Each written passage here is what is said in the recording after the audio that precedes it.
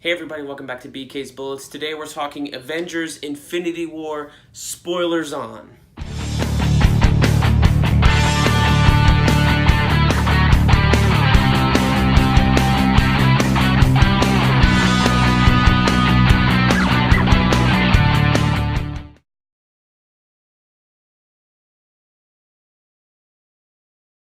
Hey everybody, welcome back to BK's Bullets. As always, I'm your host, Brent. I just got back a few hours ago from seeing Avengers Infinity War, and oh my gosh, there's so much to talk about. But we can't talk about any of it if you haven't seen the movie. Seriously, the most I can say about this movie, without talking spoilers, is the movie is great, the movie is great, the movie is great, the movie is great. You should go see it. The action is great. It's nonstop. Very well directed. All the characters had a little moment in there that made them shine, and you're going to love it, I think. So, with that being said, if you haven't seen the movie, go now and go see it and then come back.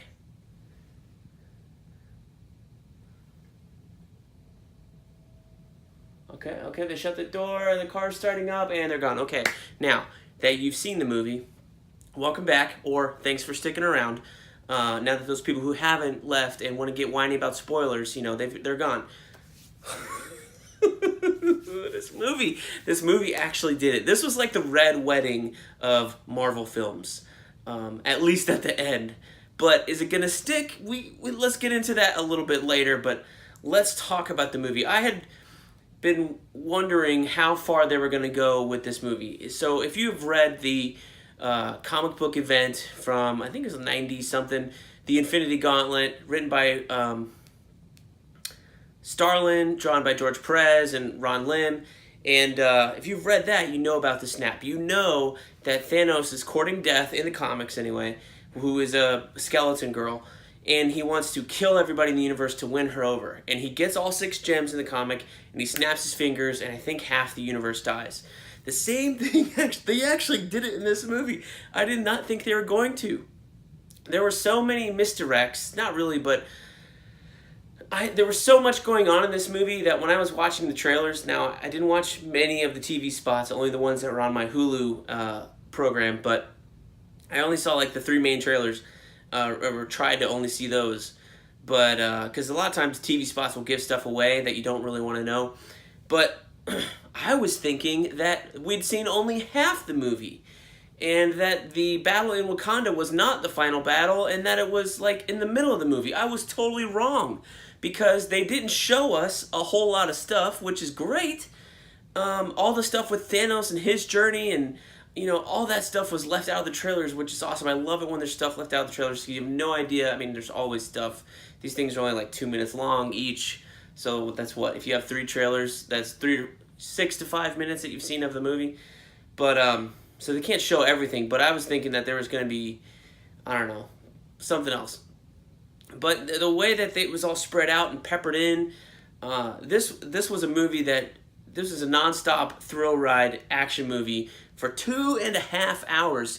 You guys all sat there, just as I did, and sat there for 2.5 hours. There are a lot of movies that are 2.5 hours long. I feel like every summer blockbuster that comes along now is 2.5 hours. And there are a lot of times where I'm sitting there looking at my watch or going, man, this is dragging on, or can we get to the point now? When is this thing going to end? Multiple endings, all that stuff. This movie did not have that, because I guess it had so much to do and so much to set up that it just moved along at such a brisk pace. It was like story, action, story, action, action. And then cutting in between the battle on Titan and the battle in Wakanda, and then back to Titan, and then we're all in Wakanda. All that stuff at the end was great. But honestly, I really didn't think that they would do it. But I mean, it was kind of telegraphed a little bit, but I really didn't think they would do it. So if you're panicking right now and you're not familiar with the history of this movie's production, I guess, let me just give you a little time to breathe. So take a breath. Everybody take a breath. So when this movie was originally announced, when they did the walkout of Phase 3 and announced Chadwick Boseman as Black Panther and Josh Brolin as Thanos, so I think it was before then. But anyway, they announced that they were going to do Infinity War Part 1 in 2018, that's this year, and Infinity War Part 2 in 2019, that's next year. So know that Avengers 4 is coming only a year away. Now, a few months ago, that was the state of the Marvel Universe, these last two Avengers films, for a good long time. And everybody was talking about them. We knew it was going to be like Harry Potter. There's some sort of cliffhanger at the end of this one. And then maybe 8 months ago, Marvel said, you know what? You guys, bad on us. We misled you. Avengers 4 is no longer called Infinity War Part 2. We're just going to call it Avengers 4 for now, untitled. Because you had Avengers Age of Ultron, Avengers Infinity War, and Avengers Untitled is the fourth one. We still don't know that title, but we do know that it has to wrap up this Infinity War storyline. It's got to. I don't know what they're going to do if they don't.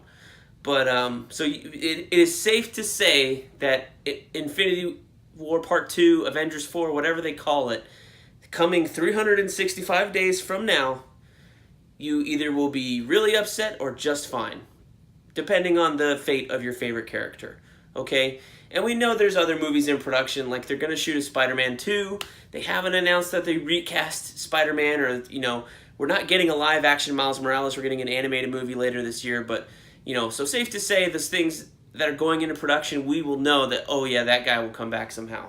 So just rest and relax a little bit, and just enjoy the fact that a summer blockbuster movie had the balls to kill off a lot of its characters at the very end of it and leave the audience hanging.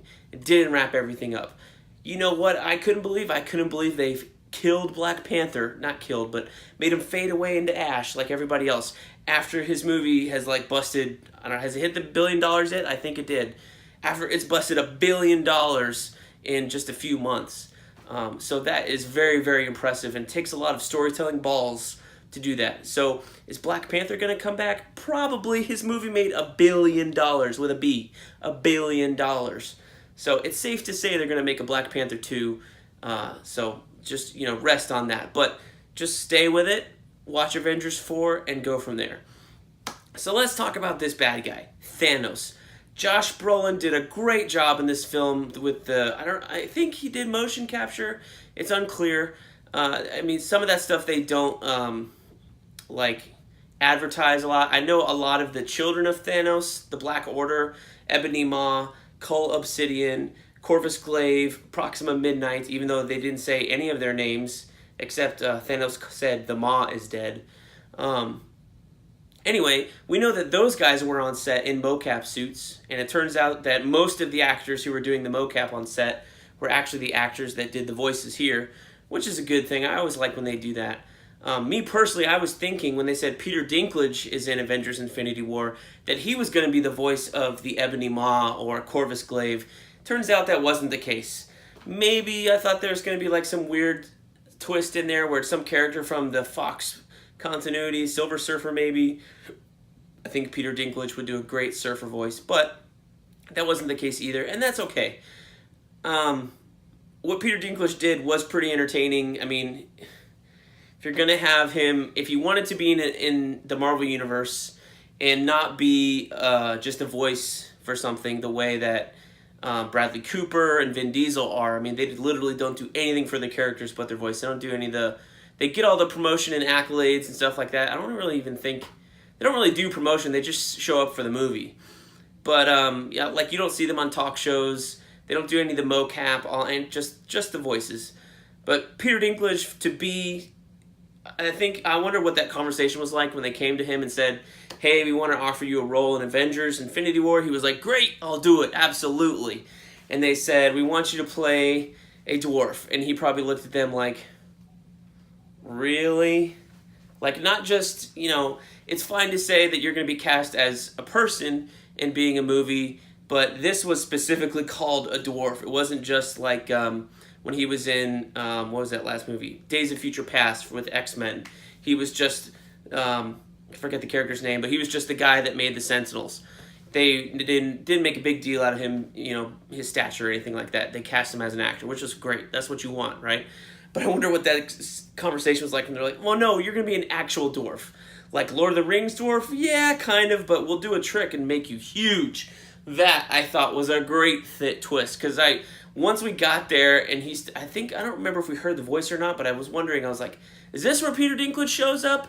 And then boom, you heard the voice, and then you see his face, and then when they pull out or whatever to make you realize that he's not a dwarf in terms of dwarfishness, in terms of being really, really short, but I know I'm making like a bigger deal than this is. He was literally in the movie for less than 5 minutes, but I just thought that was the coolest twist on the dwarf thing to make him supersized. Like, he was taller than Thanos big. And I could not believe, going back to Thanos, let's talk about Josh Brolin again. I couldn't believe that Thanos was so tall. He went toe-to-toe with the Hulk with 2 Infinity Stones. Did he need them? Looks like he didn't need them very much to go toe-to-toe with the Hulk. Was that before or after? I can't recall. I think it was before. And he was as tall as the Hulk, as big as the Hulk. I was expecting Thanos to be shorter than the Hulk. But for him to be that big and everybody's looking up to him like this, everybody's like pretty much belt level with Thanos, was really, really cool. Made him an extra, extra, extra large threat, literally, physically, as well as power, as well as like voice. You know, honestly, when they cast Josh Brolin as Thanos, I didn't see it at all. I was like, really, that guy? Why? I have no idea why. But watching this movie, I don't know, based off what was written in the performance he gave, I can't think of anybody I would have rather had as Thanos after seeing this movie. Did such a good job. The emotion, you literally felt for him a little bit when he cast Gamora off that, thing for the Soul Stone. When he was dealing with younger Gamora and stuff, I was like, oh, he's actually like an interesting character. He's three-dimensional, he's fleshed out, he's not just one note. This is not the Thor villain of Hela, who I didn't think was that good. He's not the Thor villain of Malekith, the Dark Elf, who was terrible. Some other one-note Marvel villains, the guy from Guardians of the Galaxy 1, Ronan the Accuser, one note.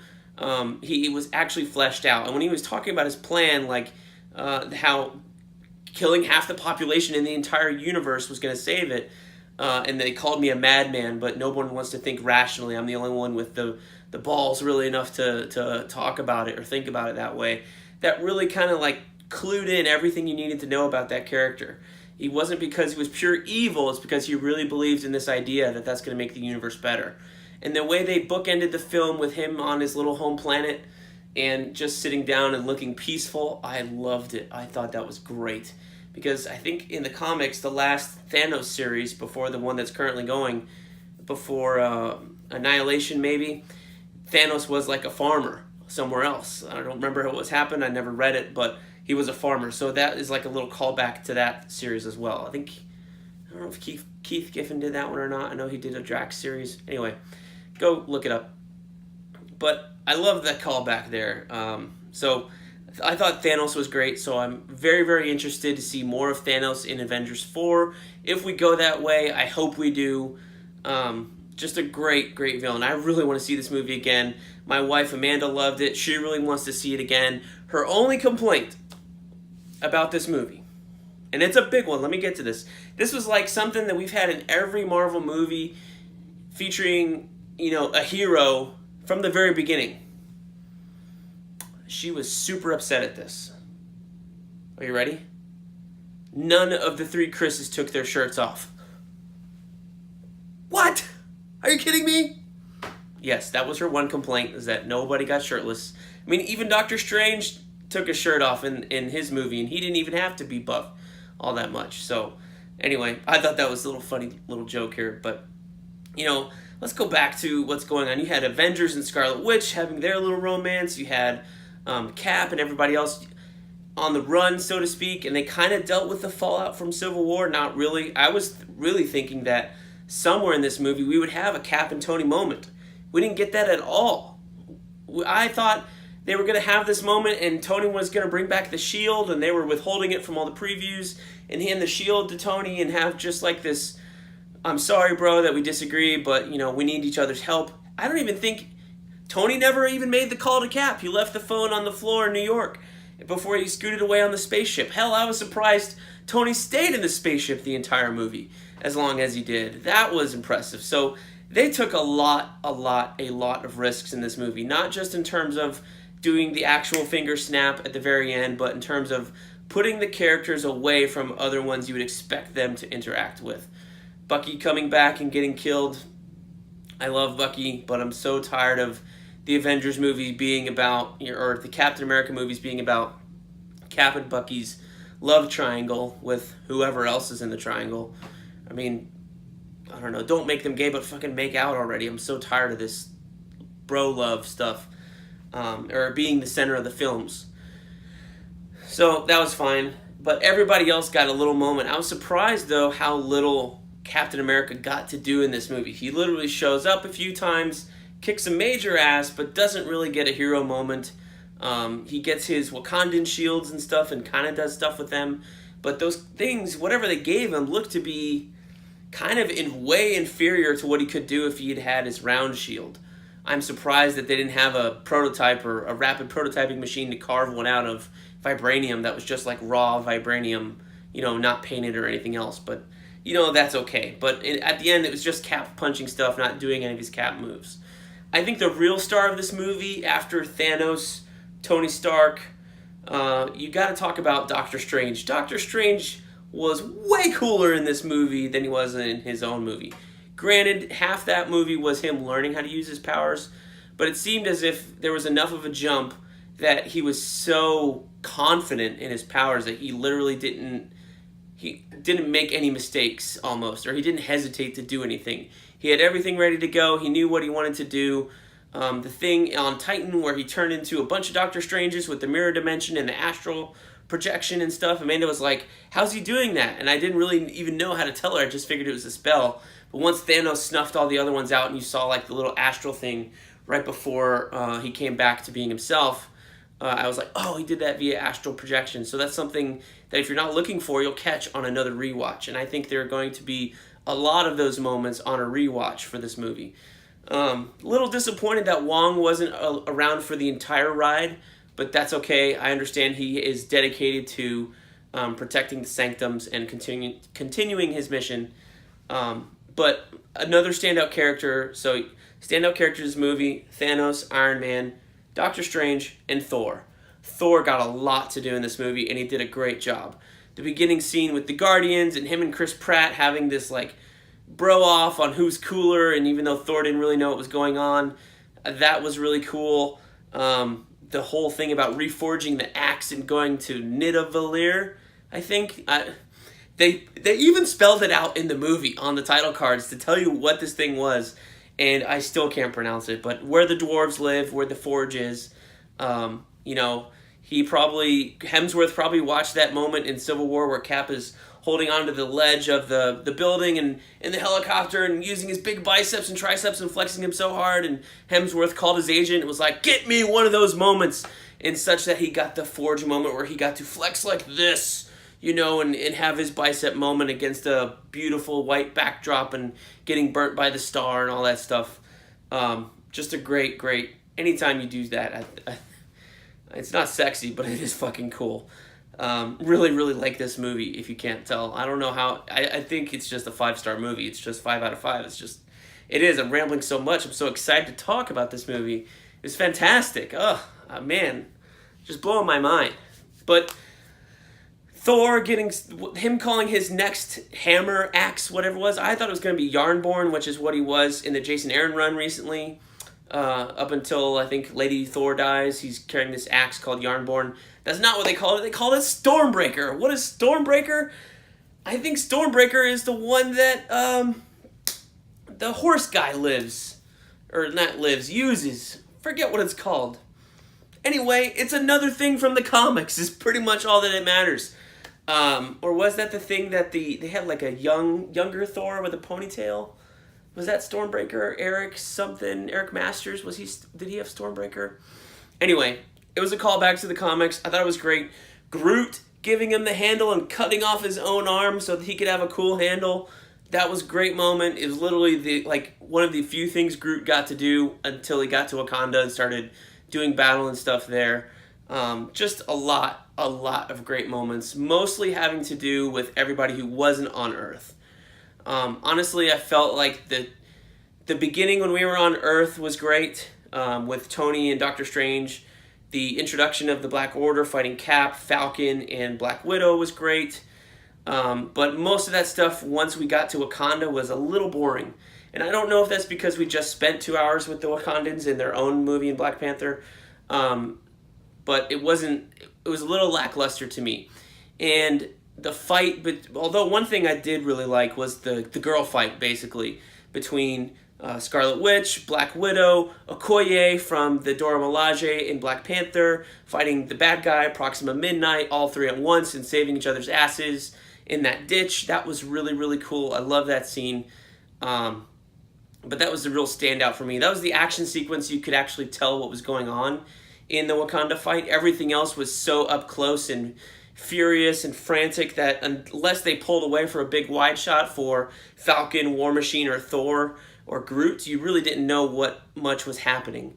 Any of the close-up stuff with Black Panther or Captain America, just, I mean, it was all CG enemies, so you know they were just swinging wildly like this, but it felt that way because it was so framed in, so close. But anyway, it's a great, great film. You've got to go out and rewatch this, or see it if you haven't seen it. I mean, some of you are probably silly and, stayed for spoilers anyway. Go watch the movie. Go rewatch the movie. I'm definitely going to go see this maybe twice. I've not felt this excited about a Thor movie or a Marvel movie or anything in a long while. I'm really going to go rewatch this.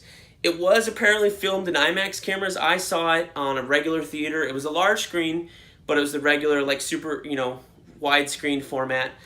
But they did say it was filmed with IMAX cameras, so apparently if you go to an IMAX screening, you're going to get a larger aspect ratio. It's not the full frame IMAX.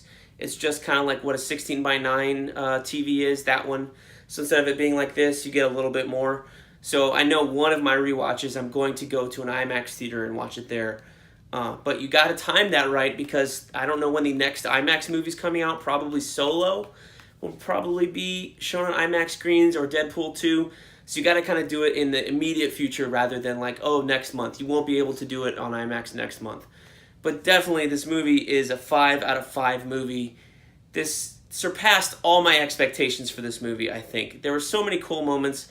I was complaining on my Civil War review for the March to Infinity War series we've been doing about how they just kind of bastardized the Civil War idea, and I'm so glad that they've done that for all of these movies. I complained about Thor Ragnarok doing that as well, bastardizing the Ragnarok myth for that movie and molding it with Planet Hulk. I'm so glad retroactively now that they did that, because it gave us a lot of surprises in this film. It set all this stuff up beautifully, where they could do whatever they wanted and pick and pull and mix it around in a little stirring pot and stuff like that. This movie was so full of surprises. I loved every second of it. My wife was sitting on the edge of her seat. When she's leaning over in the movie theater, you know it's good. You know it's good. Even though she was still complaining about Black Panther, whatever. But this movie, go see it again. 5 out of 5 from BK's Bullets.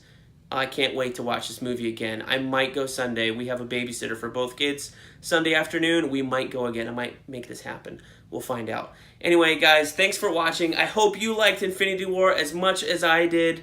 If you didn't, let me know in the comments. Let me know why you didn't. And maybe I will be able to tide you over until Avengers 4, when maybe some of those deaths get retroactively pulled back thanks to the Time Stone. Remember that?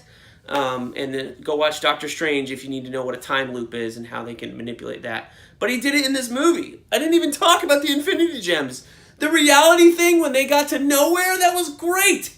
As soon as that happened, as soon as he died and he was still there, he was talking in the background, I was hitting my knees, so happy with the reality stone just wiping it away, like, haha, got you. Everything you had seen is from the reality stone. He already has it. You didn't even know it. You thought you were going to stop him, but he was 2 steps ahead of you. It had already happened. Oh, what a great moment. This has been BK's Bullets. My son just woke up from me yelling. I'm so excited, so we're going to end it right here. Please like, comment, share down below. Let me know what you guys thought of the movie. Thanks for watching. I will see you guys next time in the funny pages.